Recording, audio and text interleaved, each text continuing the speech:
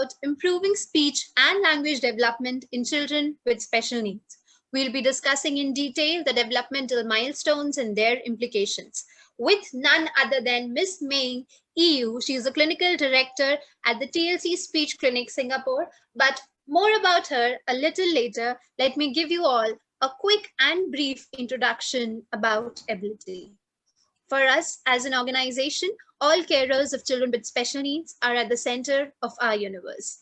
Our mission is to give every child an opportunity to thrive. And how we do it? Because our mission is also to make things easier for all carers of children with special needs. We make resources more accessible, affordable, and effective for everyone through technology and, of course, collaboration with caregivers like you all. And while I was talking about resources, this is the Ability Resources platform that you could access. You could simply visit app.ability.com and click on the resources tab here. We bring to you a host of other support systems as well, such as community, and like you could see, these exclusive resources so that none of us have to do this alone. Everyone should be given the opportunity to enable the best possible chance of discovering their child's true potential.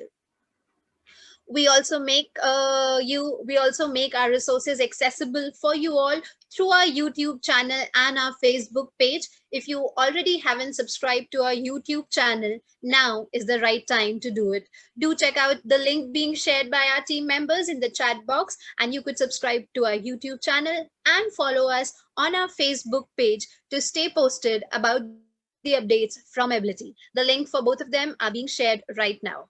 And more than that, if you want to stay updated about the events being hosted by Ability, like I already mentioned, you could visit app.ability.com and then click on the events tab here.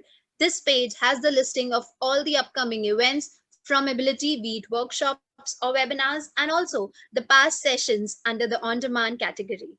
You can log into your Ability account. I am sure most of you must already have one. If you don't already have one, registering for any of the Ability events will help you create one. And once you have done that, you simply need to enter your username and password to log into your Ability account, and then registering for any of the Ability events, be it workshop or webinar, becomes just one click easy. Yes, that's right. All you need to do is click on this orange CTA button to register for attending any of the upcoming workshop or webinar. And for workshops, what makes it more easier and attractive is subscribing to the Ability membership plan, because that gives you access to 6 or more workshops from Ability per month. You could either go for monthly membership, 3 months membership, or the yearly membership. The choice is yours. But the link is also being shared in the chat box. To subscribe to Ability membership, you might want to check that out as well. So now, without further ado, let us come to our session for today. Miss Meng EU. She's a senior principal speech pathologist and clinical director of TLC Speech Clinic. EU is a leading pediatric speech and feeding expert in Singapore. She has more than 20 years of experience as a speech pathologist and has worked in 2 major hospitals in Singapore. She has graduated from the University of Queensland in Australia in 1997 with bachelor's in speech pathology on a PSC Merit Scholarship. Wow. She also holds a distinction in Masters in Human Communication Disorders from the University College of London on the British Chevening Scholarship in 2002. She has special interest in working with children in early intervention, feeding and swallowing disorders, and speech disorders. And she uses her eclectic approach and takes the best of her training to individualize intervention for each and every child that she works with. And I am pretty sure that this approach of hers would be pretty evident when she talks with you all today. So I would not take much of your time, and I would directly let our speaker for the day to interact with you all. I'm sure you all are eager to hear from her. Over to you, EU. Thank you so much for joining us today. Right. Thank you, Swati, for the introduction. Hello, everybody. I hope you're all having a pleasant evening today. And I see that you're all from different parts of the world. So I'm so excited and honored to be talking to you today about speech and language development in your children and some of the effective ways we can help to improve. Okay, Let me move on. So to start, we will have a look at the prevalence of speech and language disorders in children, after which I will explain the differences between speech and language. We will take a look at the importance of speech and language in communication and the prerequisite skills that we need for language development. We will look at the milestones for speech and language development and then move on to the exciting part of today's talk, which is to discuss some useful strategies that you can use to help your children improve. I will end the evening with a book sharing strategy that you can use immediately with your child after this. So let's get started.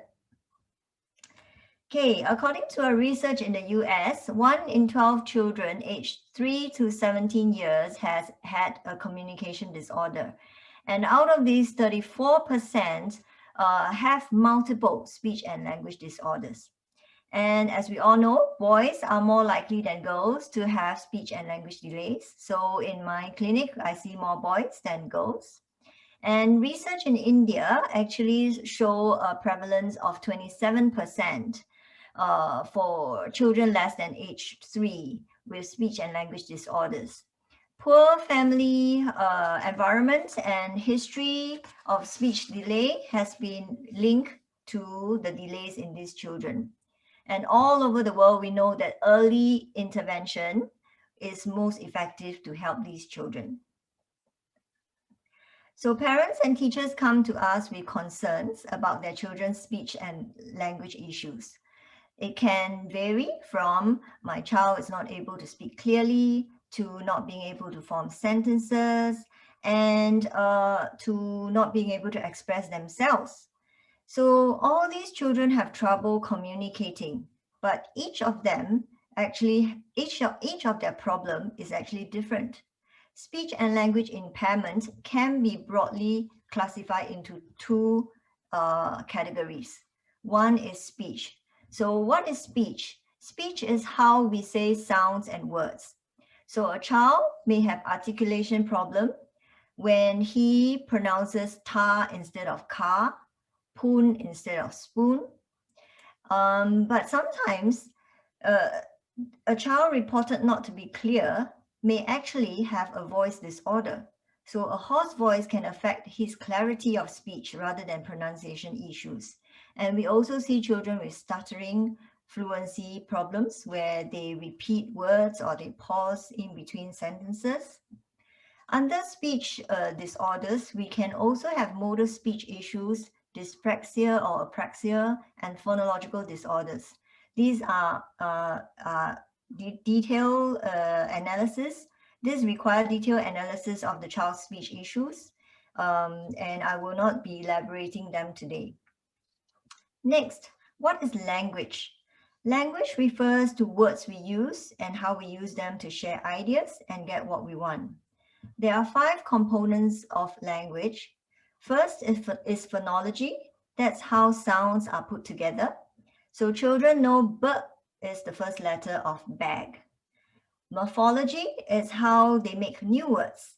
So a child who learns the word fire and man separately subsequently understand that putting it together can form a new word called fireman, right? Semantics is about what words mean. Children may not pick up vocabulary in their natural environment if they are not tuned into them. When they lack the vocabulary, they are not able to form the language. Syntax is about how we put words together. And learning to form new sentences is a skill. So some children may not have this ability and they may be learning their sentences in chunks, or they may be repeating or echoing scripts. Pragmatics is about what we say at different times in different situations. A child with pragmatic issues might be inappropriate and speak off topic. This is sometimes used synonymously with the term social communication disorder, which has become an official diagnosis since DSM-5 in 2013. Breakdown can occur in any of these areas, and the speech therapists will be the ones to perform speech and language assessments to identify the areas that are of the child's strengths and weaknesses and teach them the skills that are needed, taking into consideration their learning styles, their individual differences, so on and so forth. Ultimately, we want our children to speak so that they can communicate with us and with the wider world. Speech and language delay or difficulties often have a huge impact on the child's ability to communicate. In fact, in some conditions, such as autism, the child may have a difficulty in communication in itself. That is, the child may have language, may have speech, but does not know how to use them to communicate. This can cause a lot of frustration between child and the carers. So looking at this diagram about purposes of communication, you can see that at the core is requesting, being able to communicate to request and to reject. This is helping us to regulate ourselves so that we do not get anxious or get upset because we are not able to express our needs and wants. Once we are able to do so, we communicate at the next level to get attention. So at this level, to get attention, to describe things to people. And it is no longer about regulating ourselves. It is about starting to communicate for social reasons. Okay, and our speech and language skills actually allows us to join others in social routines and then be able to eventually express and share feelings with others. So sometimes I meet children or parents who come to us and say, oh, you know, my child is not able to share his feelings with me. And when we interact with the child, we notice that they are still actually at the requesting stage and has not learned communication for describing, for commenting. So these are skills that has to be built on in order for the child to be able to share their feelings effectively. Okay. And for a child to learn to communicate, there are other skills and steps that needs to be fulfilled. A child must develop these skills, which are called pre-linguistics or pre-verbal skills, before they learn to use speech and language to communicate in a functional way. Let's have a look at some of these pre-linguistic skills. Cause and effect and object permanence. These two are more cognitive skills that the child needs to have. Okay, you need to understand that if you, if you shake your shaker, it will make a sound. If you call your parents, they will come. So understanding cause and effect. Okay, and object permanence is about the child understanding that even if the cookie is not in front of him, even if it is hidden in some jar in the cupboard, it is still there and that they can ask for it. So you can see why these two skills, pre-linguistic skills, are important for children to develop their speech and language skills. This third one that has gone now is joint attention. Okay, learning in a natural environment actually involves the child looking at you when you show them things that they will learn from you. So when you point, say, to a bird outside the window and say, look, okay, your child will naturally lift his head from what he's doing, look at you, and then look at the bird. This is him responding to joint attention.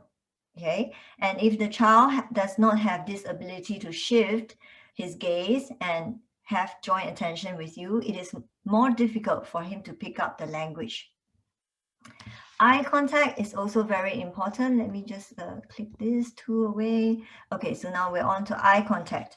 Eye contact, so a lot of parents, after they've seen the doctors, they will come to me and say, oh, you know, my doctor say that my child has no eye contact. Yeah, so they are very worried. Yes, so eye contact is a very important skill, because if your child is too attracted to the toys, and then when you're trying to talk to them, they don't look at your face, and they may not learn the communication and the speaking. So one of the ways that, one of the very basic ways about improving eye contact is to try to put the object very close to your face and try to be very animated, like you are actually a personnel in a TV program, and attract your child to look at you, look at your eyes. Okay, so that's eye contact. Play skills are very important precursors to language. Language is actually a very abstract concept. At a higher level, the child needs to have pretend play, have imagination so that they can learn language. Turn taking can be something that is non-verbal. When you play with the child can take his turn and then take your turn. And at a higher level, turn taking is about conversation. Okay, you say something, the child is able to say something back. Sound and motor imitation are also very important pre-linguistic skills. Okay, the child needs to be able to imitate motorically and then imitate the sounds. Usually children develop motor imitation first, then the sounds. So for example, if I'm learning, if I'm singing songs with my kid, I will be doing gestures and getting my child to learn the gestures, you know, wheels on the bus.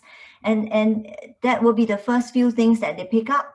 Then after that, then they will learn to imitate the sounds. Last but not least, intentional communication. It is actually a very important predictor of verbal communication in children who are nonverbal. Okay, the child needs to have the intention to communicate, usually using either gaze, gestures, sounds, or words to deliver a message to you. And usually it is to get your attention, to make requests. This is the start of the child learning communication, learning speech and language. So all these skills, we are looking at them being able to have them by about 8 to 9 months. Okay, then by about 12 months, your child is already understanding quite a lot of words. So a 1-year-old baby actually know, even though they may not be saying a lot, they actually know a lot of things. They are able to respond to their names, they recognize people, they make eye contact with you, they are saying a few words like mama, papa, they are making sounds, they are still babbling, but they can copy quite a good variety of sounds by now. Okay, and by 18 to 24 months, we are seeing an explosion of language. Okay, from 10 words, 10 words, the child is now able to understand more than 50 words. Okay, and they understand phrases, they understand two-step instructions. They can respond to who, what, where kind of simple questions and point to pictures in books. At 2 years, you are putting two words together. Okay, and you are able to do pretend play. So what I was talking about just now, you know, being able to imagine that the dolly can go to sleep and then wake up, have his breakfast, or the teddy bear can do the same. By 3 to 4 years, language starts to develop more. Your child is now able to understand more complex instructions, answer almost every kind of WH questions, including why, how, when. Okay, they understand concepts such as same, different. They are speaking in 4 to 5 word sentences. They have a variety of words, including words for adjectives, for descriptions. They can ask you lots of questions. They can have a conversation with you. And by 4 years, they are fully intelligible, that 100% intelligible. Okay. And what happens at 5 years old? 5 years, your child is able to follow 3-step instructions, understanding time concepts such as before and after. And they start thinking about meanings of words. They can speak in full sentences. They are able to take turns in long conversation. They come back from school and tell you stories from what happened in school. And usually the stories, or they can even make up pretend stories. And usually these stories have a beginning, a middle, and the end.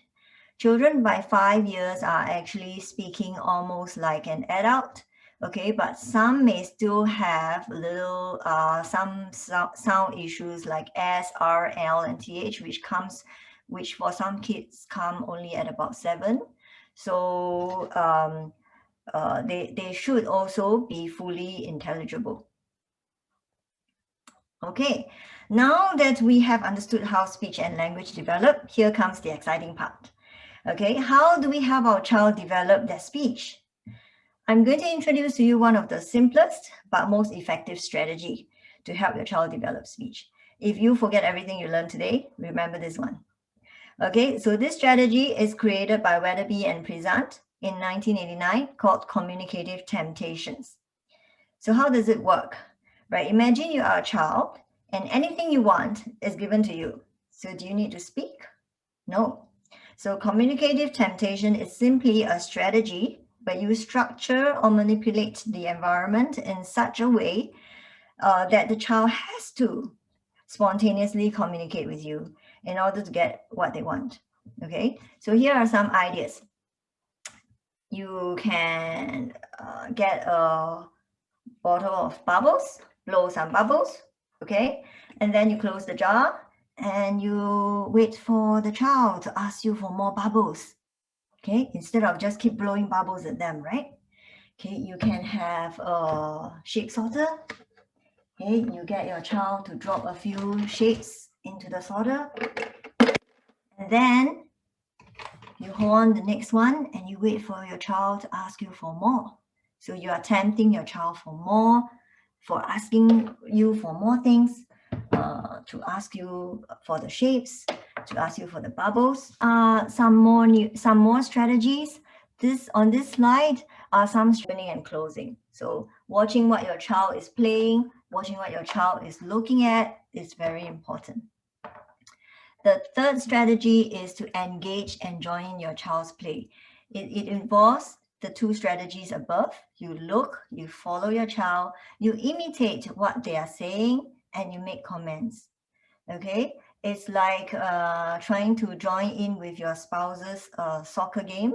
So as your child realizes that you are willing to do what they are interested in, they will let you join in. So, and this allows you to engage with your child before you can start teaching them speech and language. On the second page, I talk about once your child is engaged, you can follow these strategies for more language stimulation, okay? These strategies are used when the child already has some language. You can self-talk or parallel talk, meaning you can talk about what you're doing. Oh, I am, okay, this is provided your child is watching what you're doing, right? Oh, the baby is carrying the mommy is carrying the baby, she's going to the market. So you can do self-talk, you can do parallel talk, you can talk about what your child is doing, and you can expand your child's language. If your child is saying cow, and you can say, oh, that's a big cow. If your child says cow moo, you can add another word. You can say the cow says moo. And you want to stress the word that you add so that the child notices the word that you have added. Once there's more language, we also can use the strategies of repeat and recast. If your child says the boy eating, you can say, yes, the boy is eating. Okay. Okay, over here, I also mentioned about asking open-ended questions. This is for children who are already talking a little bit more, and you want to make sure that you are asking open-ended questions rather than yes/no questions. So you want, instead of saying, oh, is this a boy? Is this a girl? Which the answer will be just be yes or no. You want to ask open question. Oh, I wonder if mommy's, mommy is happy with the baby, if baby is happy, things like that, open-ended questions to encourage the child to speak. Okay, in conclusion, a rich language environment with a responsive communication partner, okay, is the foundation to improving speech and language development. think about learning a foreign language. You want a rich environment. When you are learning a foreign language, you want to be fully immersed in it. You want to read books about it. You want to sing songs about it. You want to play toys with it. Okay, just be careful about playing toys. So sometimes toys can be distracting for our children. So if your child only notices the toys when you're playing with them, you might want to make do without the toys first. Play people games. Okay, people games means games that do not need toys. So for example, you can play peekaboo, you can play chase, bubbles, okay, because the bubbles disappear, right? So there's no toy for the child to look. Yeah. And daily routines are great times to teach language because you are going to repeat it every day without thinking, without having to specially pick up a time to do the stimulation. So I have a parent that came to me and we started doing language stimulation during daily routines. The child is talking more at home now because the language is now used every day in the daily routines and it's repeated every time. An example of a daily routine is like a bath time. You can employ face-to-face strategy. You can listen to your child make sounds. You can watch what he's looking at, and then you teach him words and sounds like pop, bubbles, action words like paw, splash, and as their vocab expand, you teach concepts like in, out of the bathtub, big, small bubbles, and that's just from one routine. Imagine you are doing this for every, for say 3 routines in one day. You are getting lots of language stimulation. Last but not least, playing with friends helps develop social communication skills, which we know are very important. So to end this evening's session, I would like to share a segment of a book with you to show how and to talk about how we can create opportunities for your child to interact and stimulate the language. So I'm going to use a very popular book. It's called The Very Hungry Caterpillar. Okay, right, let me just move on. Okay, so for your non-verbal child, for your non-verbal child who is not talking yet, you want to introduce books to them where they can just be flipping, right? Okay, flipping through the books. You don't really have to read all the words. Okay, what you want to do is to do the strategy of watch and listen. Okay, so for example, I'm going to start this book and I'm going to watch and listen what my child is doing. Okay, so my kid is going to turn the page. It's moving, yeah. Okay, turn. Oh, and he got interested in the dots. So I'm gonna say dot, dot, dots. Oh, and then he's looking at the moon. So I'll say moon. That's a moon. And the sun. The sun came out. So notice that I'm not reading the book to him. I am just following his lead. I'm following at what he's looking at. On this page, actually, is about the hungry caterpillar, but he's not looking at the hungry caterpillar, so he's looking at the sun. So I'm going to talk about the sun. Oh, the sun came out. And, okay, to get his interest, I'm going to make some sound effects. Pop! Came out of the egg a very hungry caterpillar. Okay. Sometimes we can use books to get our children to fill in the blanks. Okay, if he is familiar with the book, you can read parts of the book and get them to fill in the blank. So for example, he started to look for some food. On Monday, he ate through one. Then you can pause and see if your child is going to say apple because he has read the book so many times. But he was still hungry. You can pause at hungry too because hungry is going to repeat many times in this book. Okay, this is the effect of a repetitive book. Repetitive books are good for children because they repeat, and your child gets to practice the same word every time, and your child it can predict what's going to happen next. So for this same child, I can go on to say, on Tuesday he ate through 2, and then I wait expectantly, and child is going to say pears, but he was still hungry. Okay. I also want to make the book interactive with my child. So as I mentioned, sound effects, gestures are good when you're reading books. You don't have to read word to word, but you want to add some gestures and sound effects. So I'm going to say, on Wednesday, he ate through 3 plums. Oh, yum, yum. So I'm making some sound effects, yummy, yummy. Oh, but he was still hungry, and I make big gestures for hungry, rubbing my tummy. And on Thursday, he ate through 4 strawberries, but he was still hungry. Oh, hungry. And you want to be animated. You want to look like you are such an interesting storybook teller. So to get your child interested in the book. Okay, this is for children who are at the nonverbal and just learning some single words. If your child already has single words, we're talking about expanding, right? So you can expand by saying, and you can expand, for example, if your child's looking at this picture and he says strawberries, and then you can say, yes, red strawberries. Wow, and let's count. 1, 2, 3, 4. 4 strawberries. So I've just added a word 4 and a word red to help him expand on his language for strawberries. Okay, and then your child's going to look at this page and he goes hungry, and then I'm going to say, yes, the caterpillar, hungry. The caterpillar is hungry. I will emphasize on the words that I want him to understand. And he may say oranges, and then I'll say 5 oranges. He ate through 5 oranges.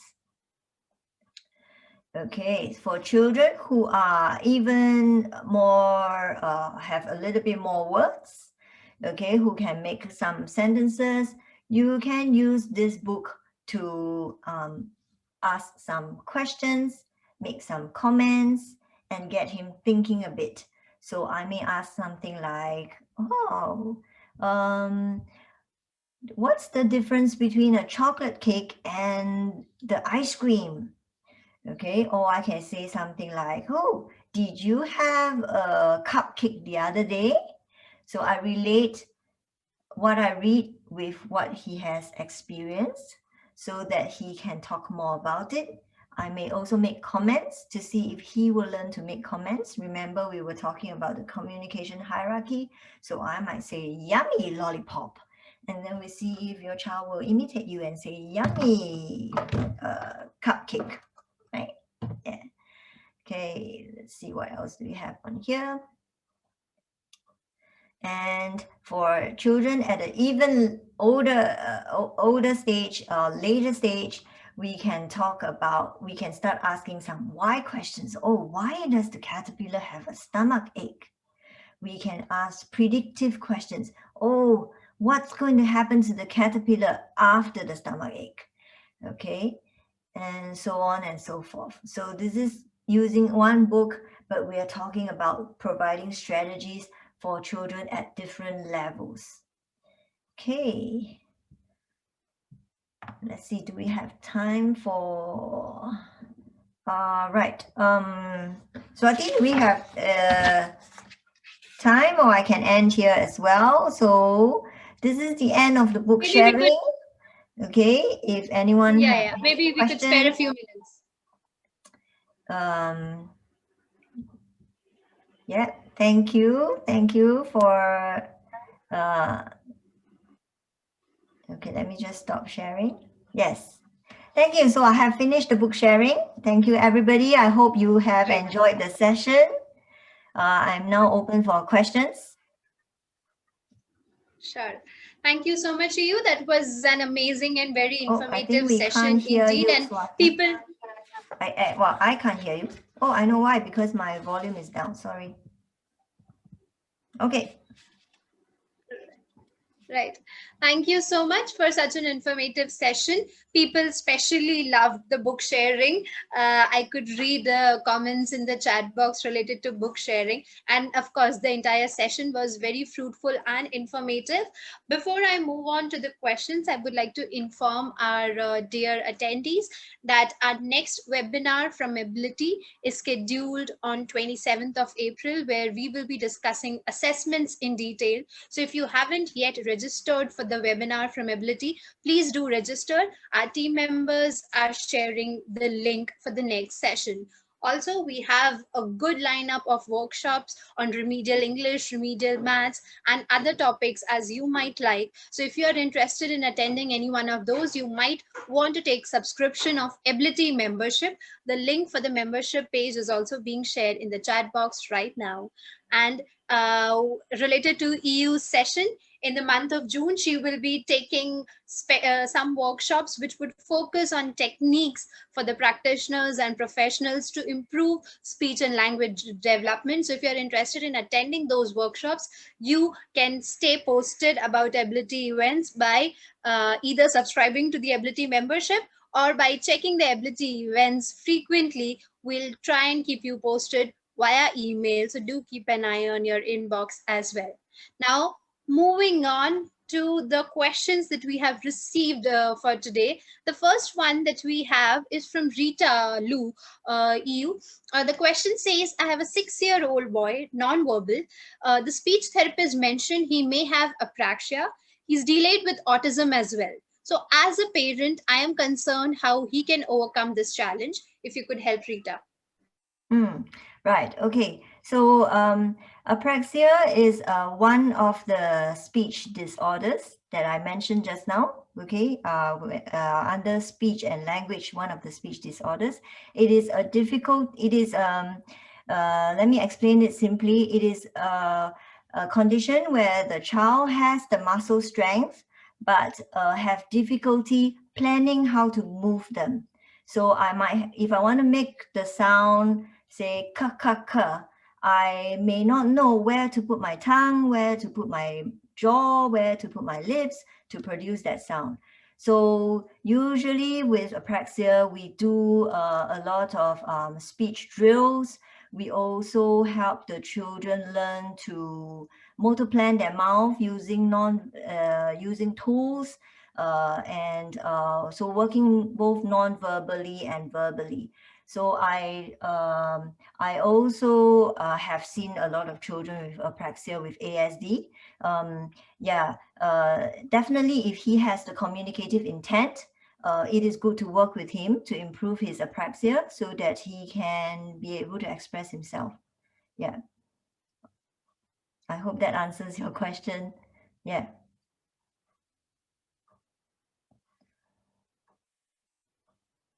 I'm sorry, I was on mute. I hope that answers your question indeed. The next one that we have is Michael Swaralantha, and a couple of other people have asked us this question. So I would like to ask it from you. How to help children with ASD communicate verbally without signs, parroting, or cueing? Is there a way to do that? Okay, so you know, the signing, the cueing, the parroting, these are all prompts that you are giving your child with ASD to help him to speak, right? So when we think about prompts, we actually think about in terms of the hierarchy. There's a hierarchy of prompts. You want to prompt your child from using the most prompt to the least prompt. So as you reduce the prompt, you are kind of like weaning it off from him, all these needs for other people to cue him. And then towards the end where you use the least prompt, that's where the child is able to produce the words independently. So an example will be, say if let's say if I want my child to be able to say hi to everybody, okay? So the most heaviest prompt that you can help your child is to hold his hand and help him to wave and say hi. Okay, and then he says hi. Then if you want to reduce it, you can reduce it by telling the child say hi, and then he says hi. And then if you reduce it less prompt, you are just visually prompting your child. Okay, and then maybe even if you go lesser,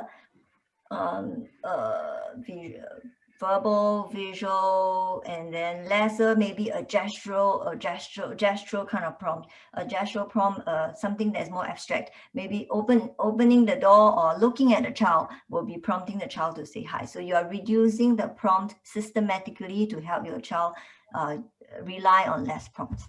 I hope that explanation is clear enough. Yeah. Sure, it is. It was very clear to me. The next one that is coming is Eileen Yen. Eileen is, I hope I pronounce your name correctly, is watching us live from Zoom. So the question is related to your session earlier, and they want to know if you could give some examples of two-part instructions or three-part instructions that you were talking about in your presentation earlier. Okay, yes. So two-part instructions are like two steps instructions, can be related or unrelated. So related two steps instruction will be telling your child, take the shampoo and pour some in your hand. So it's a two-step. Take the shampoo is one step, pour some into your hand is two steps, but they are related. Because if I take the shampoo, I will probably, want to pour it in my hands. Okay, but then you can have a two-step unrelated instructions. So I will tell the child, take your shoes, then close the door. So it's unrelated instructions. That's two steps. Okay, so if it is three steps, it will be adding one more step to it. So that will be three-step instructions. Yeah.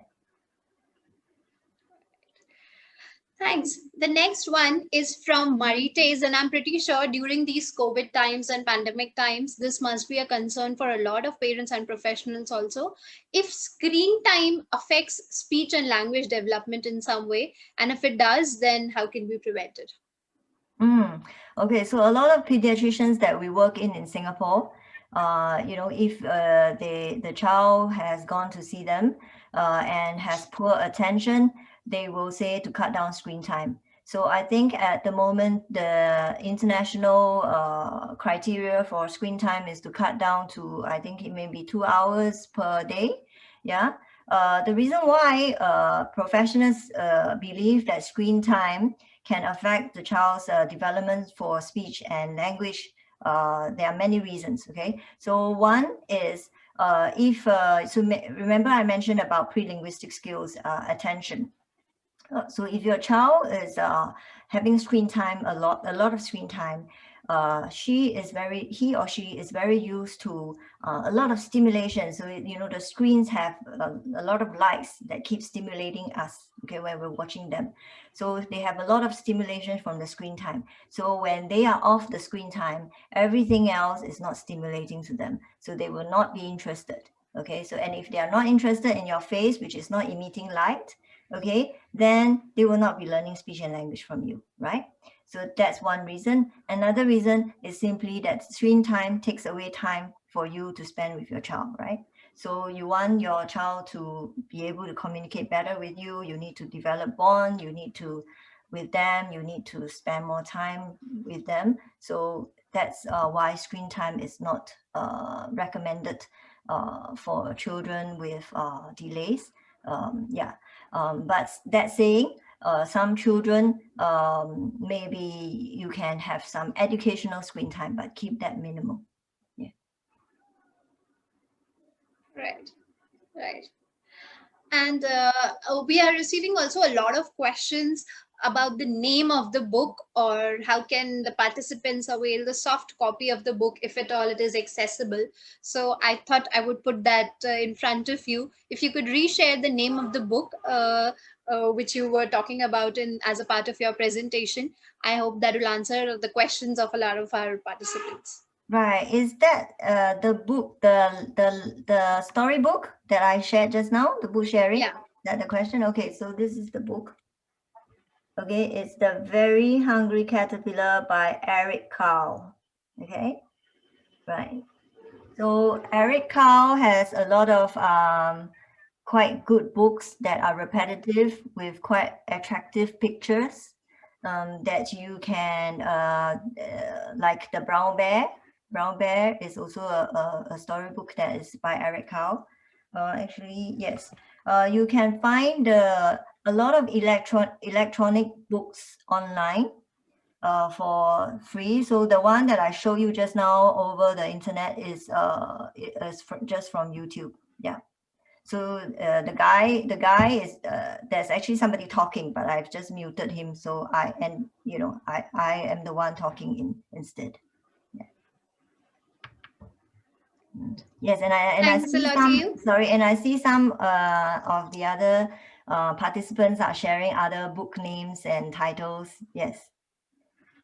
Yeah, that's the power of community, and that's what we endeavor to do. In fact, building a community so that parents and professionals can help each other, and seeing the participants engage so actively to help each other really fills our heart with joy. Thank you, dear audience, for being such an engaged audience. Moving on to the next question that we have from Kiran.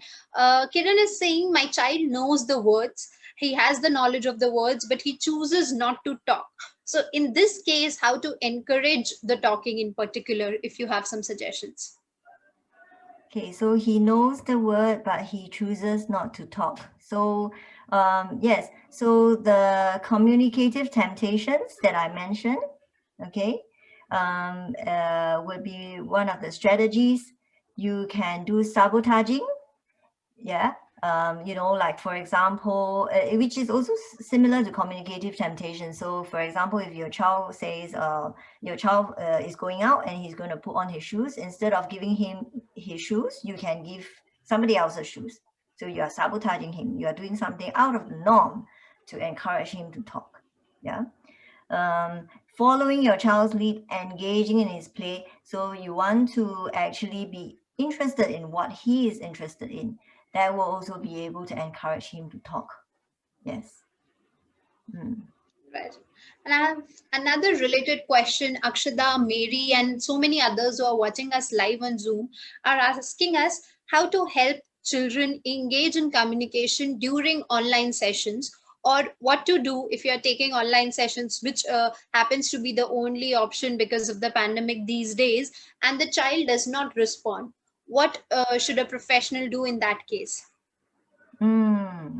Yes. So yeah, so during the COVID situation, we also had a period where we have to provide online sessions to the students.